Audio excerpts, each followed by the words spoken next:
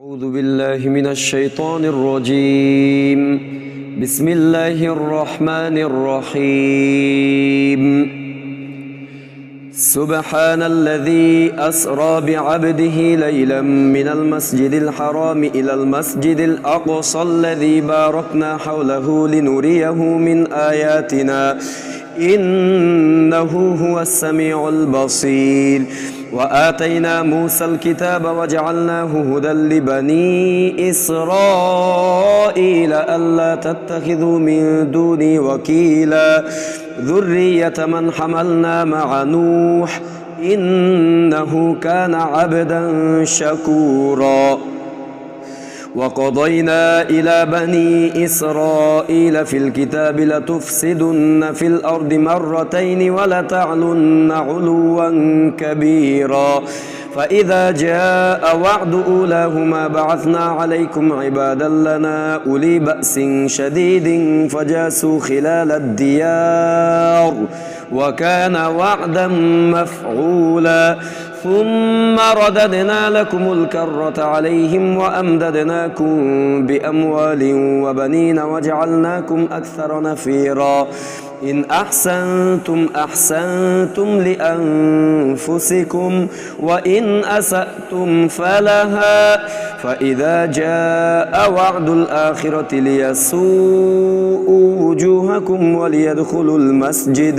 وليدخلوا المسجد كما دخلوه أول مرة وليتبروا ما علوا تتبيرا. عسى ربكم أن يرحمكم وإن عدتم عدنا وجعلنا جهنم للكافرين حصيرا. إن هذا القرآن يهدي للتي هي أقوم ويبشر المؤمنين الذين يعملون الصالحات أن لهم أجرا كبيرا وأن الذين لا يؤمنون بالآخرة أعتدنا لهم عذابا أليما. ويدعو الإنسان بالشر دعاءه بالخير وكان الإنسان عجولا. وجعلنا الليل والنهار آيتين فمحونا آية الليل وجعلنا آية النهار مبصرة لتبتغوا فضلا من ربكم ولتعلموا عدد السنين والحساب وكل شيء فصلناه تفصيلا. وكل إنسان ألزمناه طائره في عنقه ونخرج له يوم القيامة كتابا يلقاه منشورا. اقرأ كتابك كفى بنفسك اليوم عليك حسيبا. من اهتدى فإنما يهتدي لنفسه ومن ضل فإنما يضل عليها ولا تزر وازرة وزر أخرى وما كنا معذبين حتى نبعث رسولا. وإذا أردنا أن نهلك قرية أمرنا مترفيها ففسقوا فيها فحق عليها القول فدمرناها تدميرا. وكم أهلكنا من القرون من بعد نوح وكفى بربك بذنوب عباده خبيرا بصيرا.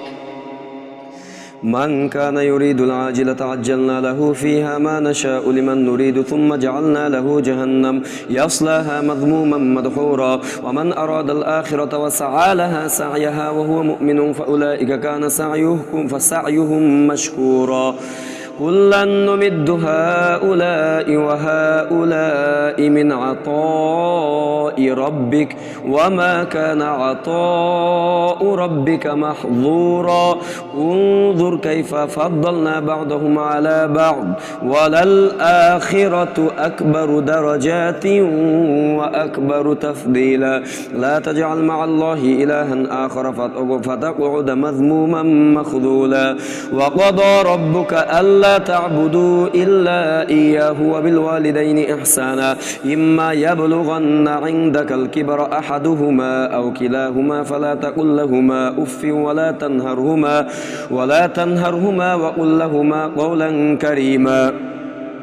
واخفض لهما جناح الذل من الرحمة وقل رب ارحمهما كما ربياني صغيرا ربكم أعلم بما في نفوسكم إن تكونوا صالحين فإنه كان للأوابين غفورا وآت ذا القربى حقه والمسكين وابن السبيل ولا تبذر تبذيرا إن المبذرين كانوا إخوان الشياطين وكان الشيطان لربه كفورا وإما تعرضن عنهم ابتغاء رحمة من ربك ترجوها فقل لهم قولا ميسورا ولا تجعل يدك مغلولة إلى عنقك ولا تبسطها كل البسط فتقعد ملوما محسورا إن ربك يبسط الرزق لمن يشاء ويقدر إنه كان بعباده خبيرا بصيرا ولا تقتلوا أولادكم خشية إملاق نحن نرزقهم وإياكم إن قتلهم كان خطأ كبيرا ولا تقربوا الزنا إنه كان فاحشة وساء سبيلا ولا تقتلوا النفس التي حرم الله إلا بالحق ومن قتل مظلوما فقد جعلنا لوليه سلطانا فلا يسرف في القتل إنه كان منصورا ولا تقربوا مال اليتيم إلا بالتي هي أحسن حتى يبلغ أشده وأوفوا بالعهد إن العهد كان مسؤولا وأوفوا الكيل إذا كلتم وزنوا بالقسطاس المستقيم ذلك خير وأحسن تأويلا ولا تقف ما ليس لك به علم إن السمع والبصر والفؤاد كل أولئك كان عنه مسؤولا ولا تمشي في الأرض مرحا إنك لن تخرق الأرض ولن تبلغ الجبال طولا كل ذلك كان سيئه عند ربك مكروها ذلك مما أوحى إليك ربك من الحكمة ولا تجعل مع الله إلها آخر فتلقى في جهنم ملوما مدحورا أفأصفاكم ربكم بالبنين واتخذ من الملائكة إناثا إنكم لتقولون قولا عظيما ولقد صرفنا في هذا القرآن ليذكروا وما يزيدهم إلا نفورا قل لو كان معه آلية كما يقولون إذا لابتغوا إلى ذي العرش سبيلا سبحانه وتعالى عما يقولون علوا كبيرا تسبح له السماوات السبع والأرض ومن فيهن وإن من شيء إلا يسبح بحمده ولكن لا تفقهون تسبيحهم إنه كان حليما غفورا وإذا قرأت القرآن جعلنا بينك وبين الذين لا يؤمنون بالآخرة حجابا مستورا وجعلنا على قلوبهم أكنة أن يفقهوه وفي آذانهم وقرا وإذا ذكرت ربك في القرآن وحده ولوا على أدبارهم نفورا نحن أعلم بما يستمعون به إذ يستمعون إليك وإذ هم نجوى إذ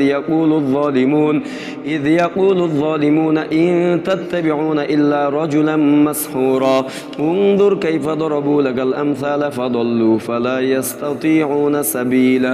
وقالوا أإذا كنا عظاما ورفاتا أإنا لمبعوثون خلقا جديدا قل كونوا حجارة أو حديدا أو خلقا مما يكبر في صدوركم فسيقولون من يعيدنا قل الذي فطركم أول مرة فسينغضون إليك رؤوسهم ويقولون متاه قل عسى أن يكون قريبا يوم يدعوكم فتستجيبون بحمده وتظنون إن لبثتم إلا قليلا وقل لعبادي يقولوا التي هي أحسن إن الشيطان ينزغ بينهم إن الشيطان كان للإنسان عدوا مبينا ربكم أعلم بكم إن يشأ يرحمكم أو إن يشأ يعذبكم وما أرسلناك عليهم وكيلا وربك أعلم بمن في السماوات والأرض ولقد فضلنا بعض النبيين على بعض وآتينا داود زبورا قل ادعوا الذين زعمتم من دونه فلا يملكون كشف الضر عنكم ولا تحويلا أولئك الذين يدعون يبتغون إلى ربهم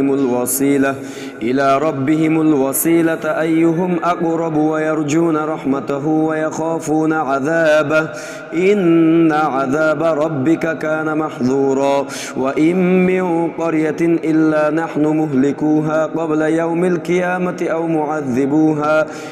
أو معذبوها عذابا شديدا كان ذلك في الكتاب مسطورا وما منعنا أن نرسل بالآيات إلا أن كذب بها الأولون وآتينا ثمود الناقة مبصرة فظلموا بها وما نرسل بالآيات إلا تخويفا وإذ قلنا لك إن ربك أحاط بالناس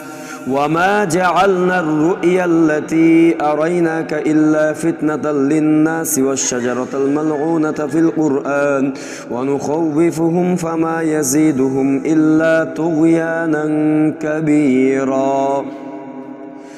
وإذ قلنا للملائكة اسجدوا لآدم فسجدوا إلا إبليس قال أأسجد لمن خلقت طينا قال أرأيتك هذا الذي كرمت علي لئن أخرتني إلى يوم القيامة لأحتنكن ذريته إلا قليلا قال اذهب فمن تبعك منهم فإن جهنم جزاؤكم جزاء موفورا واستفزز من استطعت منهم بصوتك وأجلب عليهم بخيلك ورجلك وشاركهم في الأموال والأولاد وعدهم وما يعدهم الشيطان إلا غرورا إن عبادي ليس لك عليهم سلطان وكفى بربك وكيلا ربكم الذي يسجي لكم الفلك في البحر لتبتغوا من فضله إنه كان بكم رحيما وإذا مسكم الضر في البحر ضل من تدعون إلا إياه فلما نجاكم إلى البر أعرضتم وكان الإنسان كفورا أفأمنتم أن يخسف بكم جانب البر أو يرسل عليكم حاصبا ثم لا تجدوا لكم وكيلا أم أمنتم أن يعيدكم فيه تارة أخرى فيرسل عليكم قاصفا من الريح فيغرقكم بما كفرتم ثم لا تجدوا لكم علينا به تبيعا ولقد كرمنا بني آدم وحملناهم في البر والبحر ورزقناهم من الطيبات وفضلناهم على كثير ممن خلقنا تفضيلا يوم ندعو كل أناس بإمامهم فمن أوتي كتابه بيمينه فأولئك يقرؤون كتابهم ولا يظلمون فتيلا ومن كان في هذه أعمى فهو في الآخرة أعمى وأضل سبيلا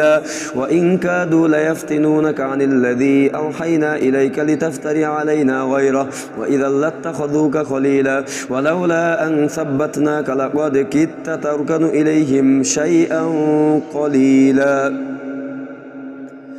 إذا لأذقناك ضعف الحياة وضعف الممات ثم لا تجد لك علينا نصيرا وإن كادوا ليستفزونك من الأرض ليخرجوك منها وإذا لا يلبثون خلافك إلا قليلا سنة من قد أرسلنا قبلك من رسلنا ولا تجد لسنتنا تحويلا أقم الصلاة لدلوك الشمس إلى غسق الليل وقرآن الفجر إن قرآن الفجر كان مشهودا ومن الليل فتهجد به نافلة لك عسى أن يبعثك ربك مقاما محمودا وقل رب أدخلني مدخل صدق وأخرجني مخرج صدق واجعل لي مخرج صدق واجعل لي من لدنك سلطانا نصيرا وقل جاء الحق وزهق الباطل إن الباطل كان زهوقا وننزل من القرآن ما هو شفاء ورحمة للمؤمنين ولا يزيد الظالمين إلا خسارا وإذا أنعمنا على الإنسان أعرض ونأى بجانبه وإذا مسه الشر كان يئوسا قل كل يعمل على شاكلته فربكم أعلم بمن هو أهدى سبيلا ويسألونك عن الروح قل الروح من أمر ربي وما أوتيتم من العلم إلا قليلا ولئن شئنا لنذهبن بالذي أوحينا إليك ثم لا تجد لك به علينا وكيلا إلا رحمة من ربك إن فضله كان عليك كبيرا قل لئن اجتمعت الإنس والجن على أن يأتوا بمثل هذا القرآن لا يأتون بمثله ولو كان بعضهم لبعض ظهيرا ولقد صرفنا للناس في هذا القرآن من كل مثل فأبى أكثر الناس إلا كفورا وقالوا لن نؤمن لك حتى تفجر لنا من الأرض ينبوعا أو تكون لك جنة من نخيل وعنب فتفجر الأنهار خلالها تفجيرا أو تسقط السماء كما زعمت علينا كسفا أو تأتي بالله والملائكة قبيلا أو يكون لك بيت من زخرف أو ترقى في السماء ولن نؤمن لرقيك حتى تنزل علينا كتابا نقرأه قل سبحان ربي هل كنت إلا بشرا رسولا وما منع الناس أن يؤمنوا إذ جاءهم الهدى إلا أن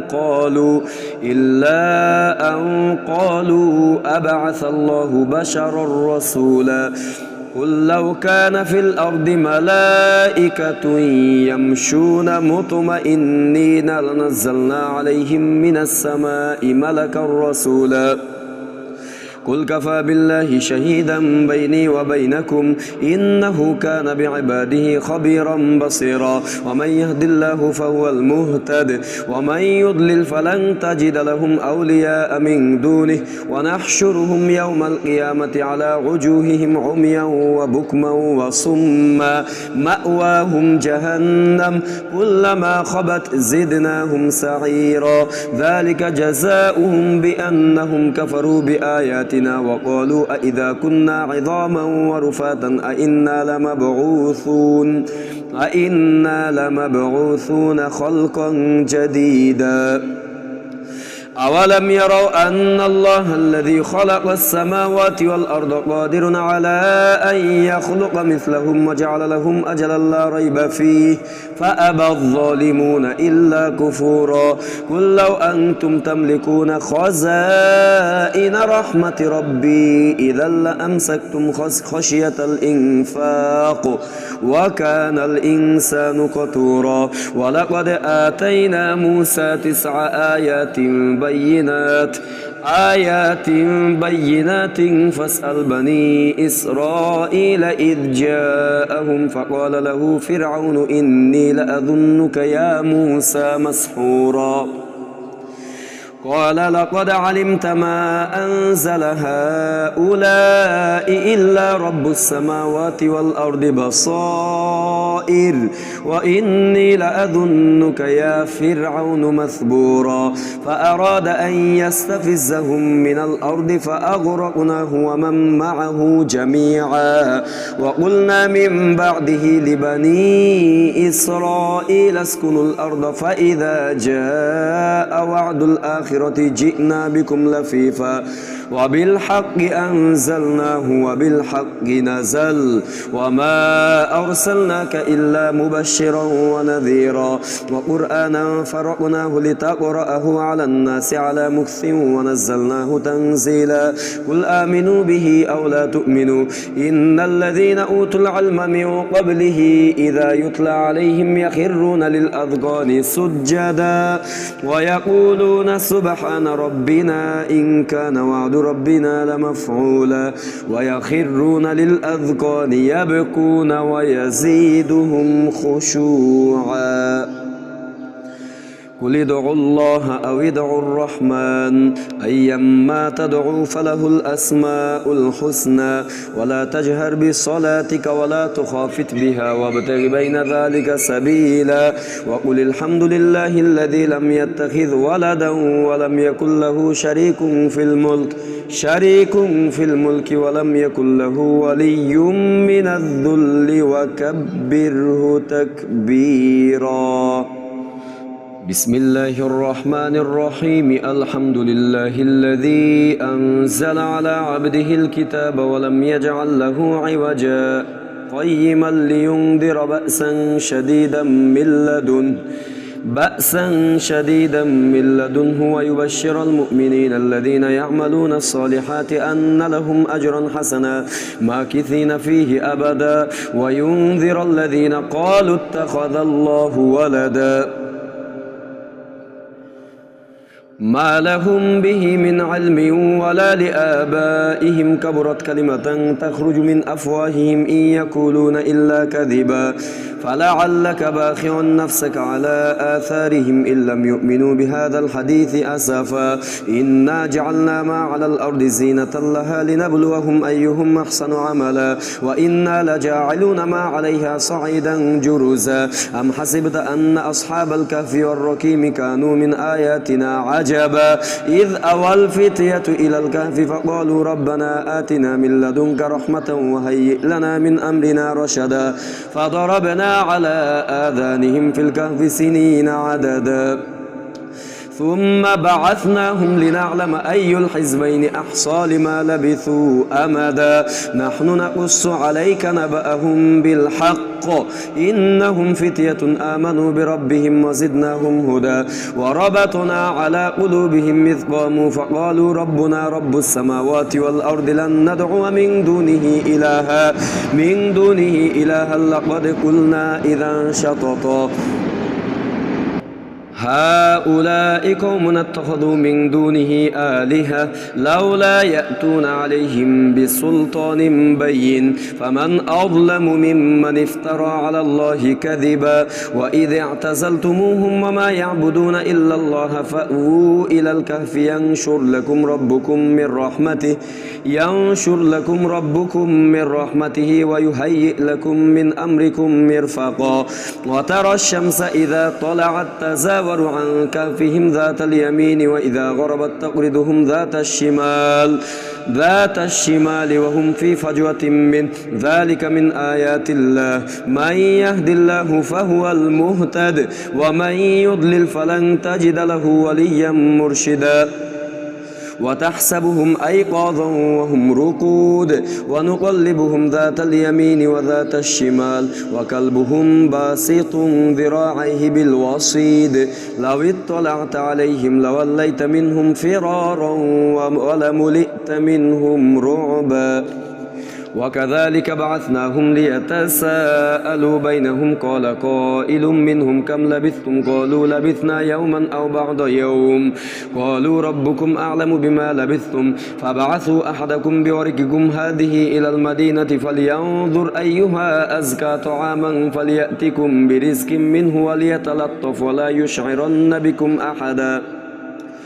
إنهم إن يظهروا عليكم يرجموكم أو يعيدوكم في ملتهم ولن تفلحوا إذا أبدا وكذلك أعثرنا عليهم ليعلموا أن وعد الله حق وأن الساعة لا ريب فيها إذ يتنازعون بينهم أمرهم فقالوا ابنوا عليهم بنيانا ربهم أعلم بهم قال الذين غلبوا على